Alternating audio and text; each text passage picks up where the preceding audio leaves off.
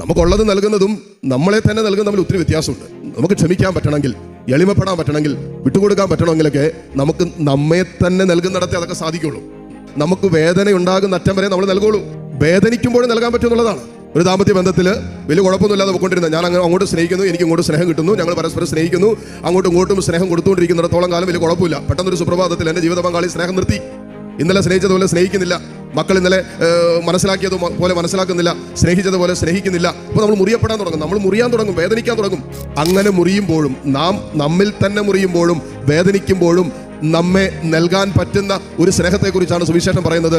ഈശോ കാൽവരിയിൽ കാണിച്ചു തന്നതും ആ കാൽവരി യാഗത്തെക്കുറിച്ചുള്ള ആ പ്രബോധനമാണ് ഈശോ പറഞ്ഞുകൊണ്ടിരിക്കുന്നത്. നമ്മെ തന്നെ നൽകുന്നിടത്താണ് യഥാർത്ഥ സുവിശേഷ ജീവിതത്തിലേക്ക് വരുന്നത്, യഥാർത്ഥ ക്രിസ്തീയ ജീവിതത്തിലേക്ക് വരുന്നത്. അതിന് നമ്മൾ ഇപ്പോൾ ആയിരിക്കുന്ന ഒരവസ്ഥയിൽ നിന്നും ഒരുപക്ഷെ നമ്മൾ അല്പം കൂടി വളരേണ്ടതുണ്ട് എന്ന് ചില ജീവിതത്തിൻ്റെ അനുഭവങ്ങളിൽ നമുക്ക് മനസ്സിലാക്കാൻ പറ്റും.